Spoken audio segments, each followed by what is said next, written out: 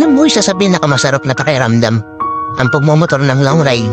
Hindi pong pagsakay mo pa lang ng motor, pagpapaandar ng engine, may mararamdaman ka ng kakaibang saya. Dahil kapag nagmumotor ka na sa mahabang biyahe, talagang nakakawala ng stress at ma-appreciate mo pa ang ganda ng mundo. Hindi pong habang nagmumotor ka, masasabi mo na lang sa sarili mo na, wow, ang sarap palang mabuhay. Ang ganda pala ng mundo. Lalo na kapag ang patakbo mo ay chill lang.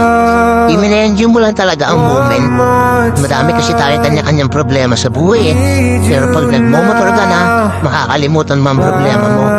Lalo na kapag maganda ang view, maganda ang kalsada, tapos di mo namamalayan, nagkakaroon ka na pala ng positive mindset.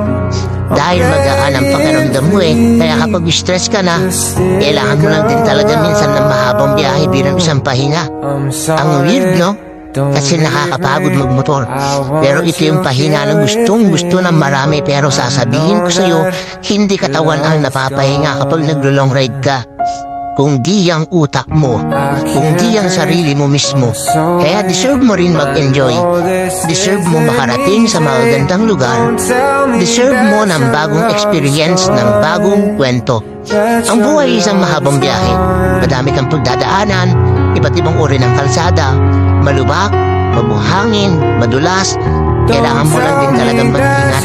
At pwede kang momento para magpahinga. Tapos, biyahe na ulit. So, paano ba yan? Hanggang sa muli.